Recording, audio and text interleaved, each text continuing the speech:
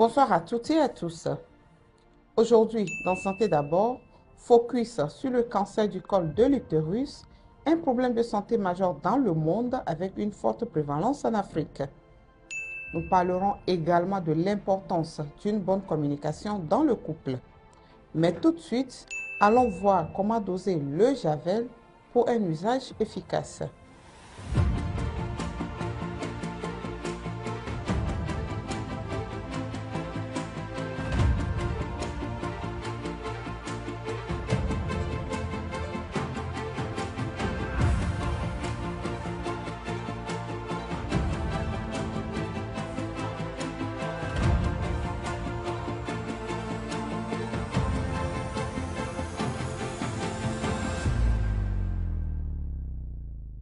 Monsieur Kadimena, bonjour. Bonjour Madame Olive.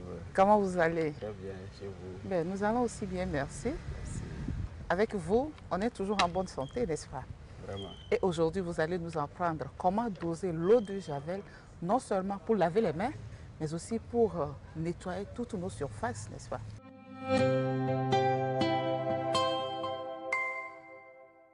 Alors, comment ça doit se faire? Surtout pour le nettoyage des surfaces. Merci Madame Olive. L'eau de Javel se retrouve sur le marché sous plusieurs formes. Donc on peut trouver l'eau de Javel sous forme de comprimé. On peut retrouver ça sous forme liquide. C'est ça, mais on appelle l'eau de Javel couramment. Parce qu'on va plutôt parler de chlore actif sous forme de poudre ou granulé. Sur le marché, on retrouve seulement en liquide avec des concentrations différentes. Alors, nous allons voir quelle concentration il faut pour quelle quantité d'eau pour avoir des solutions sous deux formes. Soit pour nettoyer les surfaces, donc la concentration à 0,5%, soit pour se laver les mains ou cette solution qui va être en contact avec la peau à 0,05%. Comment mesurer la quantité de javel granulé ou comprimé pour quelle quantité d'eau? Merci. Pour commencer avec le comprimé, c'est des comprimés comme des comprimés des médicaments. Et c'est prévu qu'un comprimé soit mis dans 20 à 25 litres d'eau. Et vous laissez dissoudre pendant 30 minutes. L'eau là devient une eau propre que vous pouvez utiliser pour boire. On peut l'utiliser pour les usages domestiques, se laver les mains, nettoyer les surfaces. Et avoir l'effet escompté? Et avoir l'effet escompté. D'accord. L'huile est dosée sur cette forme-là. Donc, vous pouvez faire de petites quantités pour être utilisé et ne pas laisser longtemps. Quand ça dure, vous pouvez l'utiliser pour autre usage, mais pas pour boire. Boire. Et quand il s'agit du granulé? Quand il s'agit de granulés, les granulés sont sous plusieurs concentrations. Si je prends par exemple le chlore actif à 5%, que je veux obtenir une solution, il faut que je prenne une mesure de granulé là pour 9 mesures d'eau. Si je prends 1 gramme, il faut que je puisse dissoudre ça dans 9 grammes d'eau. Si je prends 1 litre de chlore actif en poudre, je dois ajouter 9 litres d'eau pour obtenir une solution qui est de chlore actif qui est à 5%. D'accord. Maintenant, quand je fais ce mélange, j'obtiens une solution qui est à 0,5%. On peut nettoyer les surfaces avec cette solution-là. On peut nettoyer les poubelles après avoir enlevé les déchets. On peut nettoyer avec. Maintenant, si c'est pour se laver les mains, ce que vous avez préparé, une mesure, bien une partie de chlore en poudre pour 9 parties d'eau, ça constitue Ce une mélange, solution. oui, cette Vous solution. prenez maintenant une partie de ce mélange-là et vous ajoutez encore 9 parties d'eau. D'eau.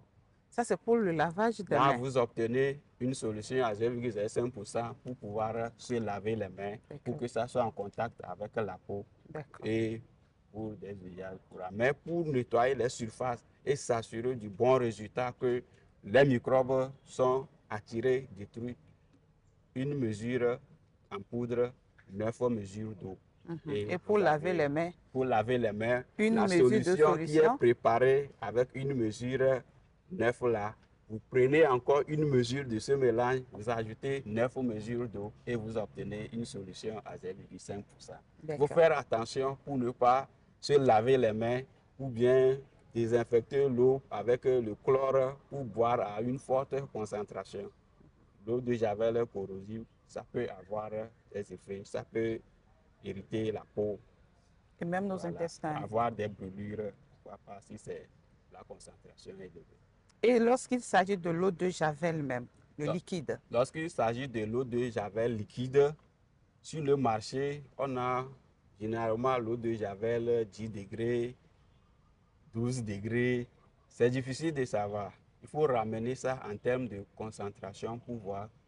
Couramment, si je prends l'exemple de l'eau de javel qui est à 3,5% sur le marché, ça veut dire que quand je prends 1 litre de l'eau de javel à 3,5%, je dois ajouter 6 litres d'eau.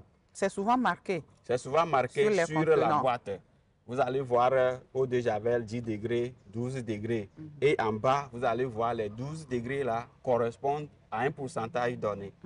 Donc, c'est ce pourcentage-là, il faut tenir compte pour faire le mélange. Mais tout compte fait, lorsque vous achetez l'eau de javel sur le marché, le mieux c'est de se référer à des gens qui puissent vous aider à faire les bonnes formulations. Merci pour ces précieux conseils qui seront certainement utiles à la population ou à tous ceux qui nous regardent. Merci, madame. À très bientôt. Avec plaisir. Au revoir. Au revoir.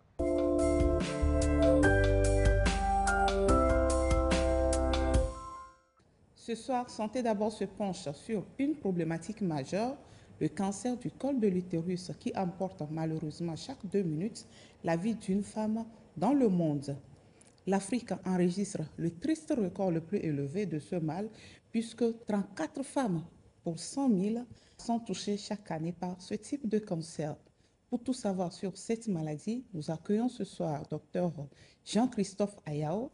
Dr Jean-Christophe Ayao est gynécologue obstétricien. Bonsoir docteur, bienvenue dans les studios de Santé d'abord. Comment allez-vous?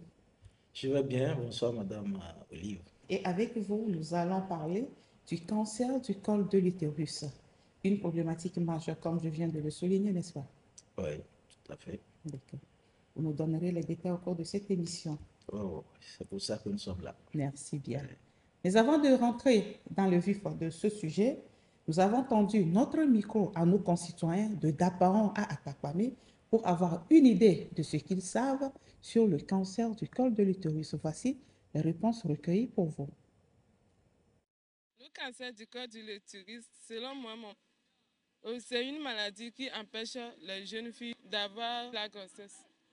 Je n'ai pas eu des renseignements concernant le vaccin, mais je peux dire qu'on peut le prévenir, mais je ne connais pas plus précisément le nom du vaccin. Le vaccin peut permettre de guérir ce genre de maladie. Je ne suis pas concernée. Je ne sais rien.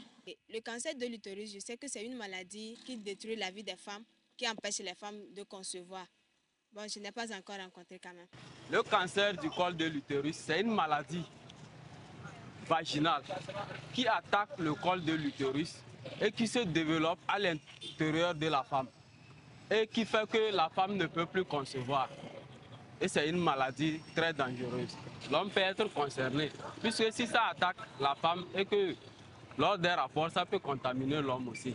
Le cancer de l'utérus, c'est une maladie qui tue vraiment les femmes en général.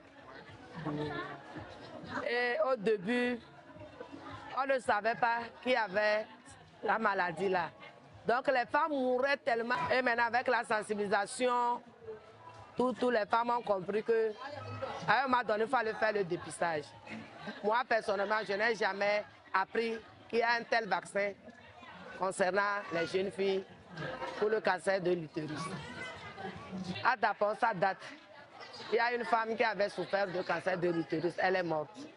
Ça date, elle a souffert, elle était dans des hôpitaux, faire des analyses, on dit que c'est déjà tard.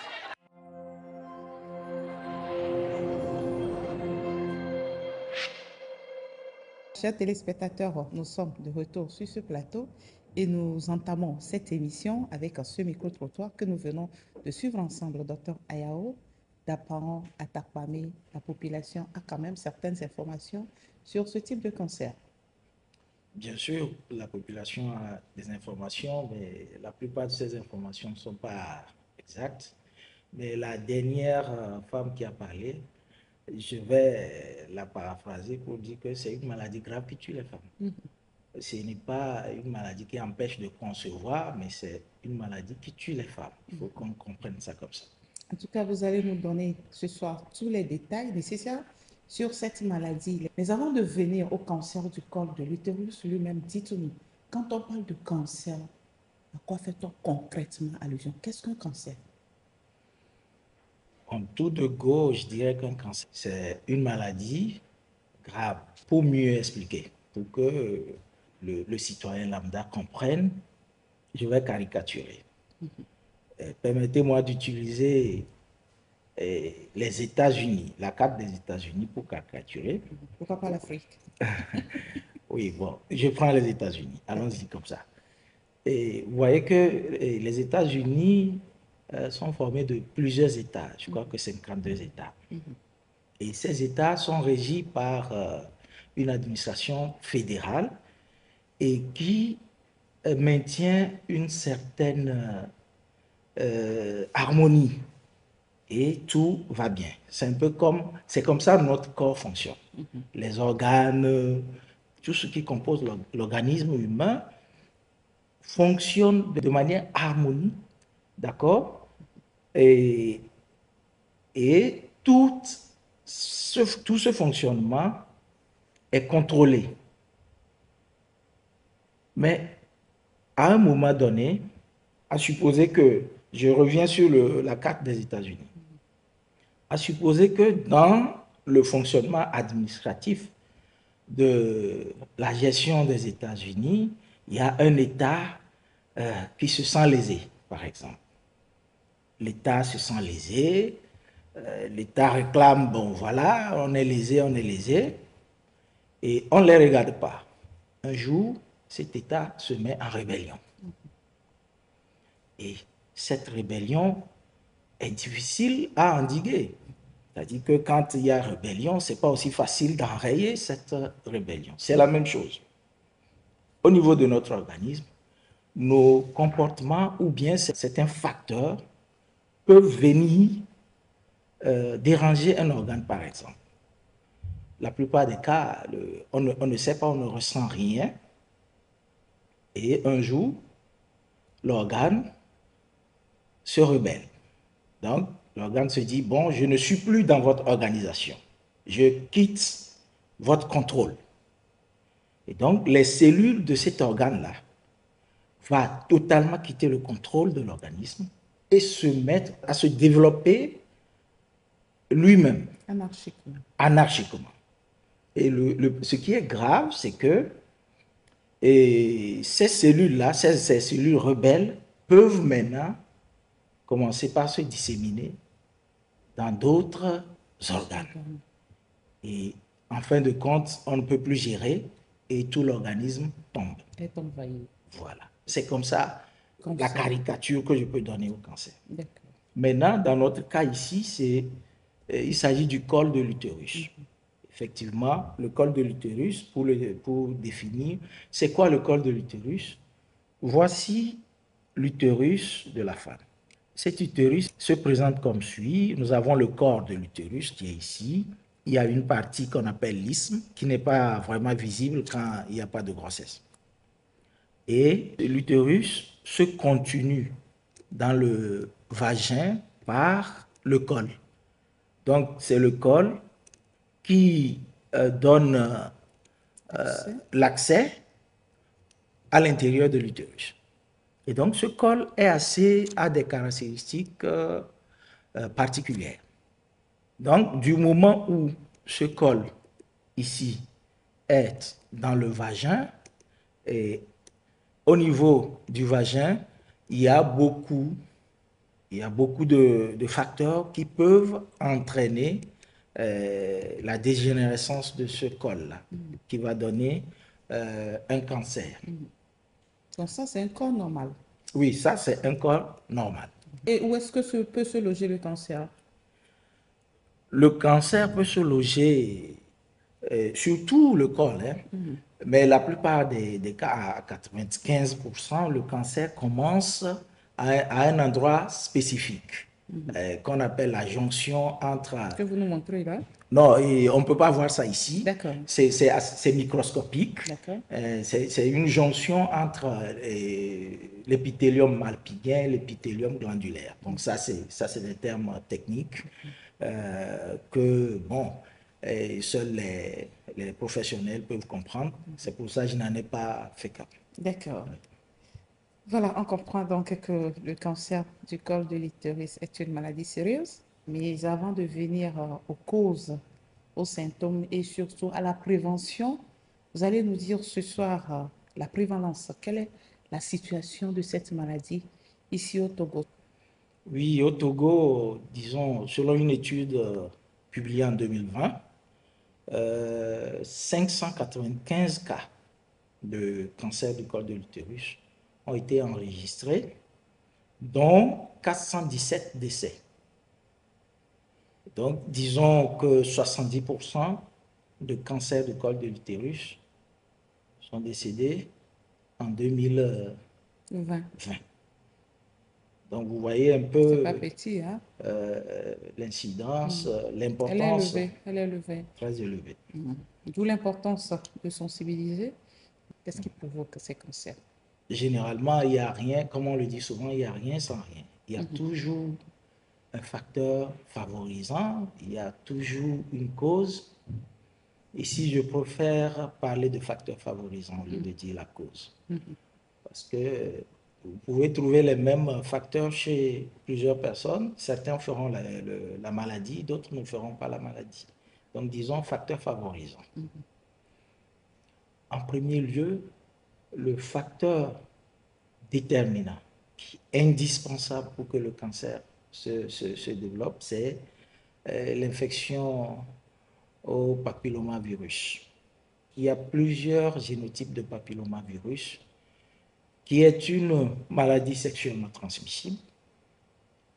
Plusieurs génotypes, au moins 200 génotypes ont été recensés, mais c'est une douzaine de génotypes qui sont oncogènes. Ce n'est pas tous les papillomavirus qui sont oncogènes. On précise que l'infection doit être persistante, parce que quelqu'un peut être infecté, mais de façon spontanée, l'infection même peut disparaître. Donc, si l'infection est persistante et elle est associée à certains autres facteurs, par exemple, une inflammation chronique du col de l'utérus, et cette inflammation peut entraîner aussi un désordre immunitaire localisé au niveau du col, la femme qui présente ces trois facteurs-là finira par développer un cancer du col de l'utérus. Maintenant, il y a un autre facteur qui vient accentuer. Une personne qui est porteuse du VIH-Sida a plus de malchance, je dirais, de développer le cancer du col de l'utérus si cette personne a les trois facteurs réunis. Voilà. D'accord. Mais est-ce que les infections, mis à part le papillomavirus, est-ce que les infections génitales à répétition peuvent-elles aussi prédisposer la femme à un cancer du col de l'utérus? Oui. Lorsqu'on fait des infections génitales, à répétition, qu'est-ce que ça provoque? Ça provoque une inflammation chronique. Ce que nous appelons mania chez nous, non? Oui. Dans le langage commun. Bon, disons que mania, c'est une infection, oui, génitale basse, qui peut entraîner aussi une inflammation à l'intérieur du vagin et voire du col de l'utérus. Donc, tout facteur qui va entraîner l'inflammation chronique du col de l'utérus peut favoriser l'avènement de ce cancer-là. Et comment la femme doit-elle savoir qu'elle a ce type de cancer? Quels sont les signes évocateurs de ce cancer? Je dirais que il ne faut pas aller aux signes. Parce que pour ce cancer, dès que vous avez un signe visible de tous, c'est que vous êtes déjà à un stade assez avancé. Le signe qui attire souvent, et malheureusement c'est à un stade avancé, c'est les saignements. Les saignements hors menstruation et souvent provoqués par les rapports sexuels. Mais malheureusement, à ce stade, c'est assez avancé. Il ne faut pas rester pour aller au signe. Le cancer de col de l'utérus est un cancer qui nous donne beaucoup d'outils pour l'éviter. Ce qu'il faut, c'est la sensibilisation. Et il faut que nous autres qui sommes dans la santé aidions les femmes, sensibilisions les femmes pour qu'on n'atteigne pas ce niveau-là. Je dirais même que c'est un cancer évitable à 100%. Exactement. Un cancer évitable à 100%, un cancer asymptomatique. Quand on parle, vous nous l'avez expliqué, quand on parle de cancer, c'est que c'est déjà grave. Oui. Quelles sont les complications que ce type de cancer peut provoquer chez la femme? Ça, c'est en général les complications de tous les cancers. Les métastases par ici. Et en fin de compte, c'est le décès. Sans oublier les effets psychologiques de l'entourage. Parce que c'est une maladie qui va durer dans le temps. C'est une maladie qui va appauvrir. À ce stade, tout ce qu'on fera, c'est de te prolonger la vie. Du moment où ce cancer est évitable à 100%, je pense qu'on doit vraiment sensibiliser pour que les femmes n'atteignent pas ce niveau-là. Un cancer traitable, comment vous traitez ce cancer? Si le cancer est déjà à un niveau avancé, le traitement doit être pluridisciplinaire. C'est-à-dire que une seule personne, un seul spécialiste ne peut pas se permettre de prendre en charge une telle dame. Il faut obligatoirement présenter le dossier du patient à un collège de médecins, comme on le dit ici. La prise en charge peut être chirurgicale, la prise en charge peut être chimiothérapique, radiothérapique, et il faut nécessairement un cancérologue. Et donc, pour ce faire, il faut que tout cet ensemble-là étudie le dossier du patient et proposer la meilleure méthode pour donner une qualité de vie au patient ou à la patiente. Et lorsque le cancer est pris en charge tôt, est-ce qu'il y a quand même des chances de guérison? Oui, il y a des étapes. C'est pour ça qu'il faut étudier le dossier.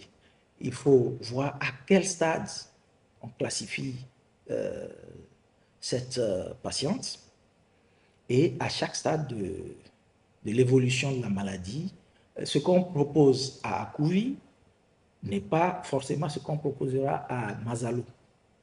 Donc c'est au cas par cas. C'est pour ça qu'il faut étudier le dossier de chaque patiente avant de décider de ce qu'il faut lui faire. Vous l'avez dit que c'est un cancer qu'on peut prévenir à 100%. Oui. Et nous avons aussi posé cette question à nos concitoyens, toujours à Dapaon et à Takwame. Nous leur avons demandé que faire pour prévenir le cancer du col de l'utérus. Ils nous ont répondu au micro de nos collègues. Je pense qu'il faut un dépistage. Il faut un dépistage pour prouver que j'ai la maladie ou bien je n'ai pas la maladie. Et après ça, il faut se faire vacciner pour se protéger. Si on n'est pas encore atteint, on doit se faire dépister et se vacciner. S'il y a un vaccin, vraiment, c'est une joie pour nous. C'est une joie pour nous. Et maintenant, nous allons sensibiliser nos sœurs femmes, nos sœurs filles, partout où nous serons. On doit parler du vaccin pour que tout le monde aille se faire vacciner. Avant de se faire vacciner, il faut aller faire le dépistage d'abord. Avant de te faire vacciner. Je ne connais personne qui est vacciné. Bon, maintenant, je viens d'apprendre ça. Bon, je vais commencer par sensibiliser nos sœurs. que tout le monde n'a qu'à se rendre à l'hôpital pour le dépistage. Quand on vient nous annoncer qu'il y a dépistage, il faut que tout le monde se précipite pour aller faire les analyses là, pour voir si effectivement elle a ça ou pas. On peut guérir si ce n'est pas tard. Si ça vient de débuter, on peut guérir. Mais quand c'est tard, on ne peut plus guérir ça. Je pense que ce vaccin, c'est une bonne chose et que ce vaccin permettra aux filles et femmes en général vaccinées d'éviter cette maladie à la longue.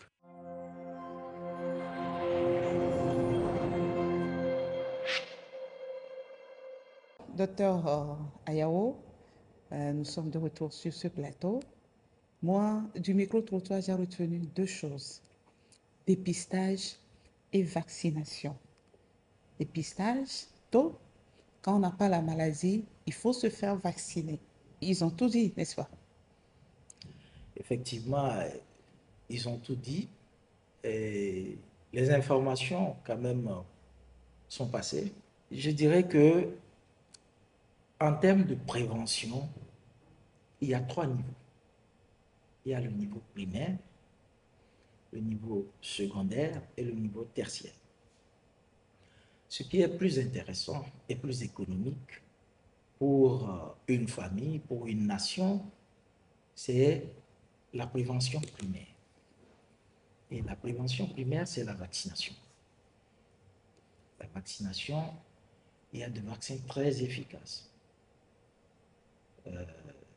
qui sont disponibles et qu'on peut utiliser chez la femme, surtout chez la femme, les enfants, les jeunes filles qui n'ont pas encore débuté leur vie sexuelle. Pourquoi il faut des filles qui n'ont pas encore débuté leur vie sexuelle? Parce que on est à ce niveau sûr que ces filles-là ne sont pas encore en contact avec le virus. Donc là, il y a la vaccination. Actuellement, il y a le Gardasil 9 qui est très efficace et qui couvre mieux la protection, qui donne plus de protection aux personnes vaccinées. J'exhorte mes compatriotes à se faire vacciner. Il y a le vaccin dans les pharmacies. Si vous voulez, vous voyez un personnel de santé, il va vous prescrire et on va vous vacciner. Maintenant, pour les personnes qui sont en activité sexuelle, on déconseille la vaccination pour ces personnes-là parce que les études ont montré que si tu as déjà le virus et que tu te fais encore vacciner, on peut avoir l'effet contraire. C'est-à-dire, ça peut maintenant te précipiter dans l'apparition du cancer du col de l'utérus. C'est pour ça qu'on déconseille aux personnes. À l'heure actuelle, il y a des tests pour déterminer si tu as le virus ou pas. Et donc, si tu fais ce test, et ce test dit non, tu n'as pas le virus, tu peux te faire vacciner. Et je vais aller sur la prévention secondaire. La prévention secondaire consiste à faire quoi? Elle consiste à faire des tests. On peut faire le dépistage de l'HPV. On peut faire aussi la cytologie, le frottis cervical. La tendance maintenant, c'est de faire les deux. Parce que le test de l'HPV peut être positif. Mais quand c'est positif, cela ne veut pas dire que les virus que tu as sont forcément oncogènes. Ça veut dire quoi? Oncogènes, ça veut dire que j'avais dit qu'il y a plus de 200 génotypes de ce virus et qu'il n'y a que 12 qui ont été déterminés comme oncogènes, c'est-à-dire comme des virus qui provoquent le cancer du col de l'utérus. Or, ce test peut être positif pour tous les virus, les 200 virus. Mais si c'est positif, cela ne veut pas dire forcément que tu vas faire le cancer du col, parce que ça ne détermine pas si c'est les virus oncogènes qui sont là, ou bien c'est des virus non oncogènes qui sont là. Et donc, il faut associer ça avec un frottis. Et ici, et puis aussi, il faut faire un bon frottis. Parce qu'il faut faire un bon prélèvement. Il faut que le prélèvement passe au niveau de la jonction. Je vais parler de, comment on appelle ça, épithélium malpigien, épithélium glandulaire. Il faut que le prélèvement passe dans cette jonction-là pour qu'on puisse analyser les cellules de cette jonction, parce que c'est à ce niveau que le cancer débute. Le vaccin n'est pas cher, il est à la portée de Là, toutes les bourses. le vaccin, de toutes les façons, moi, je vais pas aller sur ce côté-là, parce que un traitement du cancer, comparé au vaccin, à la vaccination, au vaccin, c'est une goutte d'eau dans la mer. D'accord. Donc, il faut aller, je ne connais pas le prix, mais je vous dis que c'est une goutte d'eau dans la mer. Et où est-ce qu'on peut faire le frottis ou le dépistage? Dans tous les centres de santé, voir un spécialiste de la santé, gynécologue, à qui doit-on s'adresser lorsqu'on a envie ou lorsqu'on décide de faire ce dépistage? Tout agent de santé peut demander de faire le frottis. Il suffit de remplir le bulletin. Mais ce n'est pas tout le monde qui fait le prélèvement. D'accord, ça me rassure. Oui, moi je suis gynécologue, mais je n'ai pas été formé pour faire ce prélèvement-là. Parce qu'il y a des gens spécifiques qui font ce prélèvement. Écoutons les témoignages d'une jeune fille et une dame qui ont été vaccinées contre le papillomavirus à leur jeune âge. Comment se portent-elles plusieurs années après? Elles partagent leurs expériences avec nous. Ce qui m'a motivée à me faire vacciner, c'est ma confiance en la science et la capacité des vaccins à prévenir les maladies. À cette époque, j'avais 10 ans. Après la vaccination, je me suis sentie bien. Je n'ai pas eu d'effet secondaire important, juste une légère douleur au bras où j'ai eu le vaccin. Je me suis vaccinée parce que ma famille me l'a fortement conseillé. Tout d'abord, ils voulaient s'assurer de ma propre protection contre les maladies et de ma santé globale. Ils ont aussi souligné l'importance de la vaccination pour prévenir la propagation des maladies et de la santé de la communauté dans son ensemble. Leur soutien et leurs conseils ont été déterminants dans ma prise de décision pour le vaccin. Je réponds le nom de Camille Axel. À l'âge de 22 ans, j'ai fait le vaccin en 2015 et j'ai eu l'enfant de 2023.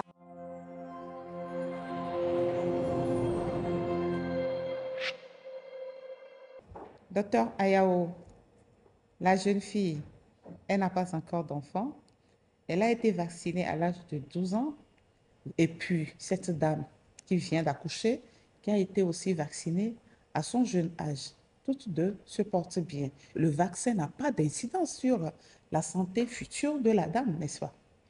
Effectivement, ça c'est une preuve que le vaccin n'est pas dangereux, comme les informations sur les réseaux sociaux ont dit que c'est un vaccin dangereux. Voilà la preuve qu'après cette vaccination, on peut faire un enfant, on peut tomber enceinte sans aucun souci. Et donc, les idées reçues ou bien les rumeurs, les difficultés qu'on a actuellement par rapport aux réseaux sociaux doivent être dissipées. Il faut que le Togolais ait confiance en la science. Il faut que le Togolais ait confiance en nos autorités. Les autorités ne peuvent pas venir vous donner quelque chose qui n'est pas bien. Donc, moi, je demande personnellement au peuple togolais de faire vacciner leurs filles. Il n'y a aucun risque. D'accord. Vous mettez nos parents en confiance ce soir. Oui. Vous les rassurez. Je les rassure. Qu'ils peuvent amener leurs jeunes filles faire le vaccin. Tout à fait. Merci beaucoup, docteur Ayao. Le cancer du col de l'utérus, une maladie grave qu'on peut prévenir à 100%. Docteur Ayao, comment, rappelez-nous encore ce soir les mesures préventives de ce cancer. Que faut-il faire pour ne pas tomber dans le piège de ce mal? La prévention est là. C'est qu'il faut retenir que de l'infection au papillomavirus jusqu'à l'apparition du cancer du col de l'utérus, il y a au moins 10 à 15 ans, voire plus, 20 ans. Et donc, entre cette période-là, si seulement on amenait la femme à faire juste un test au papillomavirus ou à faire un frottis cervico-vaginal, on peut détecter la maladie si elle existe. C'est juste pour dire qu'on a assez de temps et j'interpelle mes consoeurs de ne pas hésiter à demander ces analyses. Même si on estime que ça coûte un peu cher, je dis que le traitement du cancer coûte 1000 fois cher que ces tests-là. Si on détecte au plus tôt, on traite et la personne ne fera jamais le cancer du col de l'utérus. Jamais. C'est pour cela que je disais que c'est une maladie évitable à 100%. Et encore, aujourd'hui, nous avons un vaccin qui est très efficace. Et donc, dès le bas âge, on peut protéger nos filles pour qu'elles ne soient pas en contact, ne rentrent pas en contact avec le virus, le papillomavirus. Pourquoi ne pas choisir peut-être le jour de son anniversaire, d'aller s'offrir ce dépistage, ne serait-ce qu'une fois par an? Ça va régler beaucoup de problèmes. Oui, même une fois par an, moi je trouve, même 2 fois, et une fois tous les 2 ans ou tous les 3 ans. C'est déjà son bon. anniversaire, comme ça, on est sûr de ne pas oublier. Oui, c'est déjà bon. Et ça ne coûte pas grand-chose par rapport à la vie d'une dame. Le cancer du col de l'utérus emporte plus des femmes jeunes. Et si vous voyez l'incidence, les extrêmes, c'est 15 ans jusqu'à 44 ans. Et donc, ces femmes vont devenir un fardeau familial. C'est assez compliqué. Ma propre expérience au CHU Sylvanus Olympio, moi j'ai vu une fille de 25 ans qui est morte de ce cancer-là. Ça a été un peu choquant pour moi parce que je me disais, mais c'est à quel moment celle-ci a pu développer le virus et tout. Mais il faut dire que c'est un cancer qui touche beaucoup les femmes jeunes. Merci beaucoup, docteur Ayao. Nous sommes arrivés à la fin de notre entretien de ce soir. Avez-vous un dernier message à transmettre à nos chers téléspectateurs? C'est la sensibilisation. À l'endroit de mes confrères et mes consoeurs, n'hésitez pas à demander des dépistages aux femmes. Et à l'endroit de la population, ne dites jamais que le test est cher. La vie est plus chère que tout.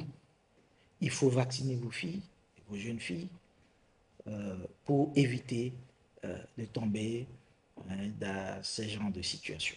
Mondona, Mongona, Ménéa, Bobo cancer de col de l'utérus. Regarde que donc na que va jamais. Donc goya, hala. Elle est mon job musique. Pas besoin de bala. Ne kutongo da traîne. Voilà de dépistage par la vaccination. Donc maintenant yeze no yo wona bela. Bout de en bas de 15 ans, et c'est un ballon. Oh le labi vacciné. Pharmacie wada vaccin wa ouais. Oh le yane pas la vacciné bien. Halale. Oh broga tale. Et bon droga te elle a mis prescrire analyse wamba. Frottis cervico-vaginal. Mais le test de HPV.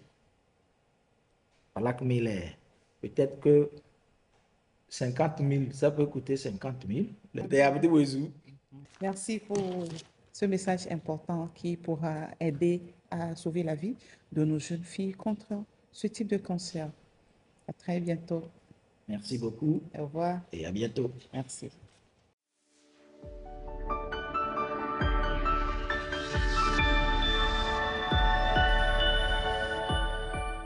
La communication est le socle de toute relation humaine.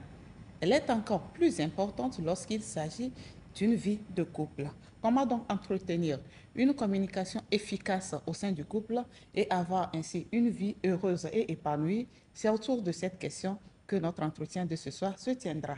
Je suis avec Madame Mouhibatou Estève, elle est la coordinatrice de l'Association togolaise pour le bien-être familial, région maritime. Madame Mouhibatou, bonsoir et merci de répondre à notre invitation. Comment allez-vous? Je vais bien. Bonsoir à vous. Bienvenue sur Merci. le plateau de Santé d'abord. Merci. Nous allons toucher un point important, la communication dans le couple. Communiquer dans le couple pour rester toujours en bonne santé. Il y a Tout à une fait. corrélation entre la communication et la santé, n'est-ce pas? Tout à fait. Et d'entrée de jeu, la communication, qu'est-ce que c'est? La communication, en général, c'est le fait d'établir une relation avec une personne ou bien avec un groupe. Et pour cette communication, il y a l'émetteur, moi, qui donne l'information. Il y a le récepteur ou les récepteurs, les personnes avec qui je parle. Et nous attendons également un feedback, le retour du message que je donne à mes interlocuteurs. Et quand on évoque la communication dans le couple, de quoi s'agit-il concrètement? Au niveau du couple, il y a un élément important qu'il faut mettre en jeu dans la communication, c'est le feedback. En matière de communication au sein du couple, il faut toujours s'attendre à un avis. La communication au sein du couple diffère de l'information. Souvent, on confond la communication à l'information. On donne l'information à son conjoint et on n'attend pas de ce conjoint un avis. Mais il est très important qu'on puisse avoir l'avis de ce conjoint-là. Et l'avis peut être positif, comme ça peut être un avis contraire. Mais l'avis contraire ne veut pas dire que la personne n'est pas soumise. Mais il faut qu'elle donne aussi son avis. Donc, au sein du couple, on n'informe pas, mais on communique. Et non seulement attendre l'avis, mais prendre en compte cet avis. Prendre en compte cet avis. Il faut toujours attendre son avis et considérer aussi son avis, qu'elle soit positive ou qu'elle soit négative. Alors, comment amener l'autre à nous comprendre? Comment amener l'autre à nous comprendre? On ne vient pas du même milieu, on a reçu des éducations différentes. Il faut avoir un comportement qui va permettre à l'autre de pouvoir t'écouter. Il faut choisir les moments pour parler à ton conjoint. Il faut voir l'atmosphère. Ne pas le culpabiliser à tout moment. Tout être humain commet des fautes. Mais si tu es tout le temps là à le culpabiliser, arrivé un moment, il ne va plus t'écouter. Tout faire pour le faire entendre raison, dans un esprit de courtoisie, de politesse, que ce soit la femme ou que ce soit l'homme. Choisir le moment et les mots. Et les mots, vraiment. Les mots qu'il faut utiliser. Ne pas tenir des propos blessants quand on est très énervé. Il faut tout faire pour se calmer et parler posément à son conjoint. Et quels sont, par exemple, les mots, les lettres qu'il faut éviter lorsqu'on communique dans le couple, par exemple? Par exemple, tu es folle, tu es fou. Non, c'est des choses qu'il ne faut pas dire. Le tu. Le tu, le je, mais il faut privilégier le nous. Le nous, parce qu'on est ensemble, on est appelé à vivre un très long moment ensemble. Donc, il faut privilégier le nous. Par exemple, tu m'as encore laissé, tu es allé avec tes amis. J'aurais aimé qu'on passe un peu de temps ensemble ce soir. Là, tu l'impliques. Ce n'est pas seulement toi, mais toi et lui que vous passez un moment ensemble. Ce n'est pas ton intérêt qui est en jeu, mais tu veux qu'il soit aussi là. Dans votre quotidien professionnel, vous rencontrez des couples, des femmes, des hommes qui viennent vous raconter leur histoire. Quels sont les problèmes de santé qu'une femme ou un homme peut avoir à l'issue d'une mauvaise communication au sein du couple? Les problèmes que la mauvaise communication peut engendrer, c'est surtout le repli sur soi. Il n'y a pas de couple parfait. Dans tout couple, il y a toujours des disputes. Mais tout faire pour ne pas hausser le ton sur son conjoint. Tout faire pour ne pas garder sa colère toute une journée, par exemple. Maintenant, les problèmes que ça peut engendrer sur la santé de la femme ou bien de l'homme, c'est la perte de l'estime de soi. Beaucoup de femmes qui disent j'ai mal au cœur. Une femme qui n'est pas grosse, comme on peut le dire, elle n'a pas assez de poids. Normalement, elle n'est pas prédisposée à faire des maladies cardiovasculaires. Mais on voit que cette femme-là, elle a une tension artérielle peut-être très élevée parce qu'elle est tout le temps stressée. Elle n'arrive pas à communiquer avec son conjoint.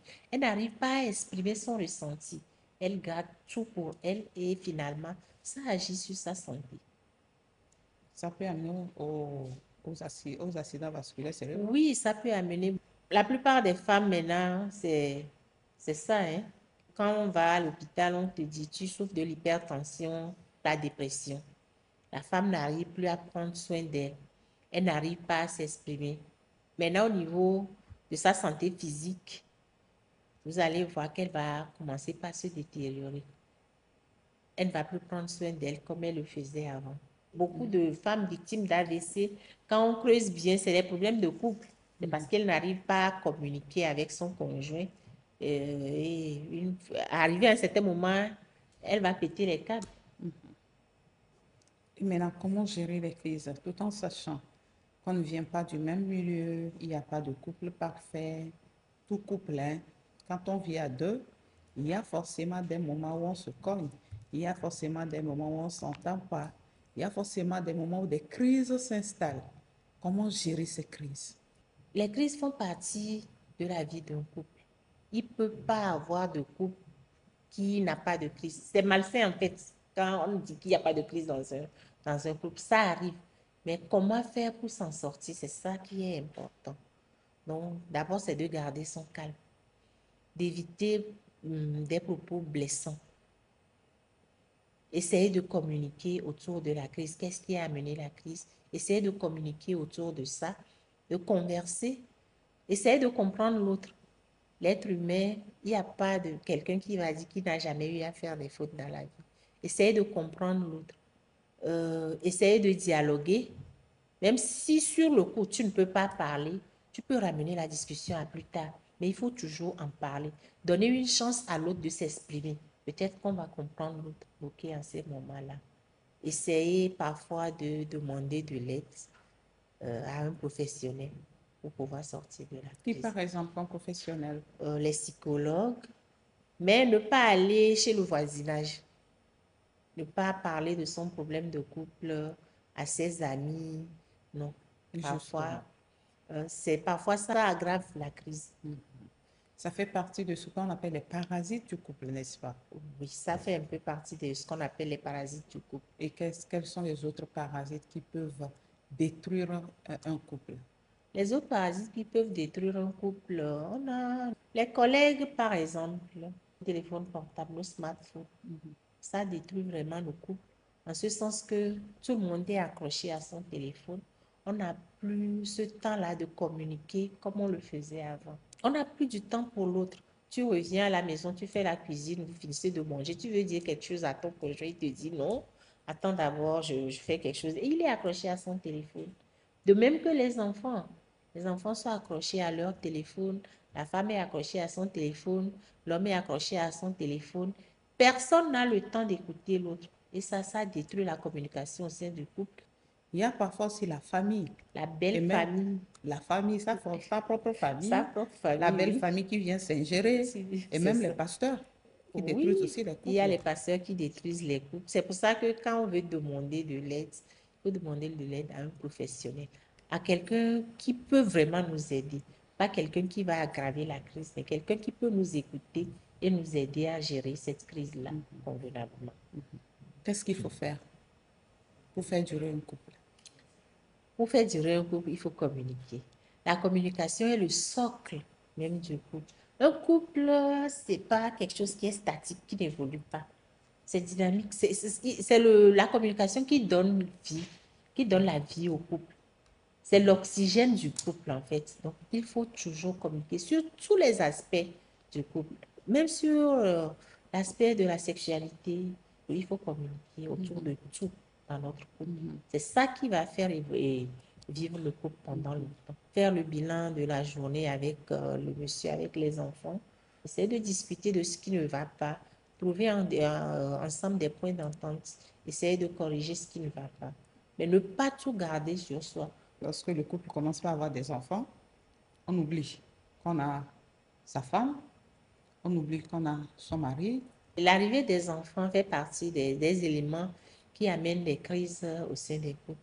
Et la femme aussi, elle a trouvé, bon, un être qui lui est tellement cher.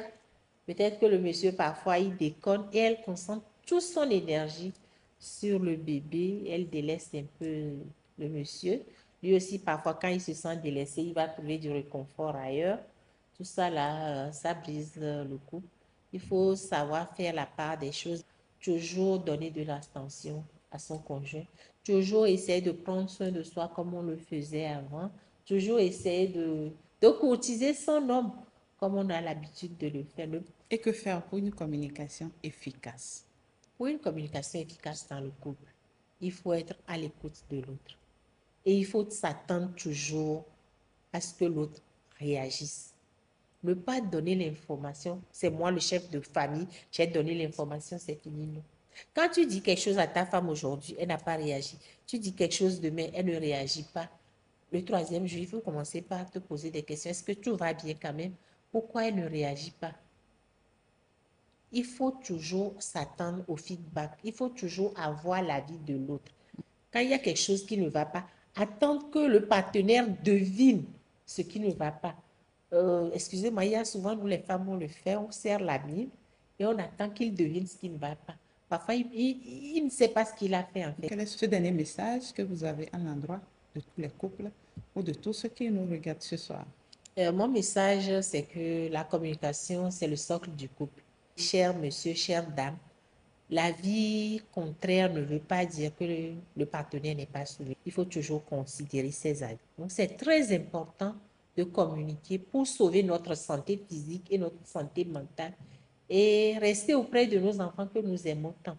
Et les vevere miano pour les miano no domi les asukwa si o me inketia les gbogbo de o le gbia otro zutu evi wa no ojo le wa gbo alu wa to ojo le wa gbo ku inketia ajero do npopopo no asukwa si o domi ke ba na bi no no alo nuswa tension be do va honi alu va o crise bientôt be o crise cardiaque kokoko e kondi kwa ela va de que va donner les avis va tirer zizimi les miens vieux les vivre nami ils miens pour les vieux mais sauver miens pour les va signer dia miens no compo les miens no domi les vieux pas glena so et sroa et là na be o chan dio la fa et on a te pas béli là no les vieux bon Appelez Madame Muhibatou Estève. Je rappelle que vous êtes la coordinatrice de l'association togolaise pour le bien-être familial région maritime.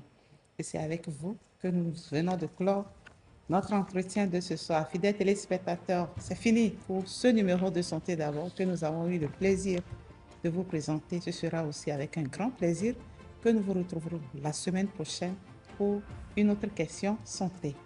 D'ici là, prenez soin de vous. Au revoir.